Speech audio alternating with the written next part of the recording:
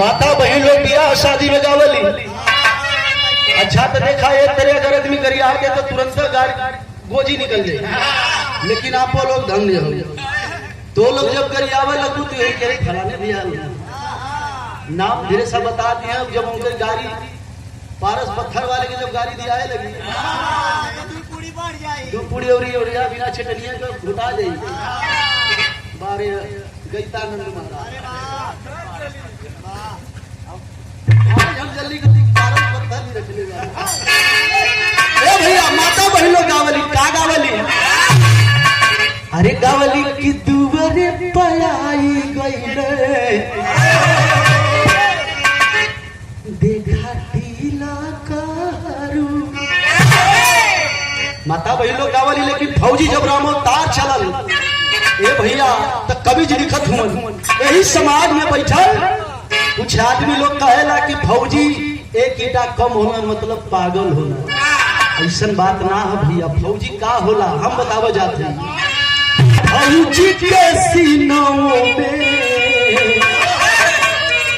अरे फौजी के सीनों में वो खैले दाना दिया है। फौजी के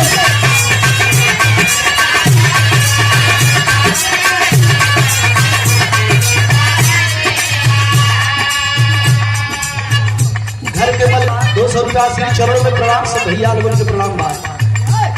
अरे फौजी के सीनावा में हो खैले दाना दिया है।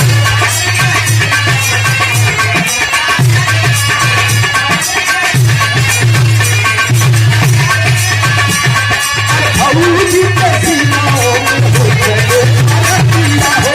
भर्ती होना परिवार हो, भर्ती होना परिवार हो।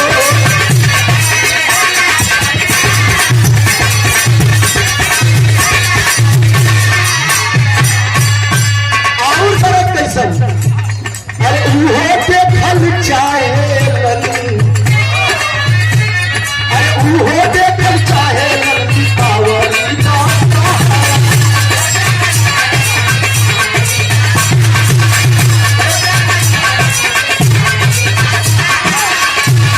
अरे उहो देखल चाहेलन दीपावली का सहारा। ये नहीं कटी प्यार हो, ये नहीं कटी प्यार हो।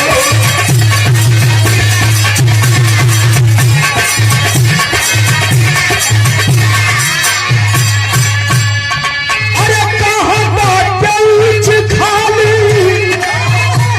विराट समझिया लोग जब रामोतार ड्यूटी पर गए पहाड़ी पर तब, अरे कहाँ बाटे ऊंच खाली, कहाँ बाटे पहाड़ी।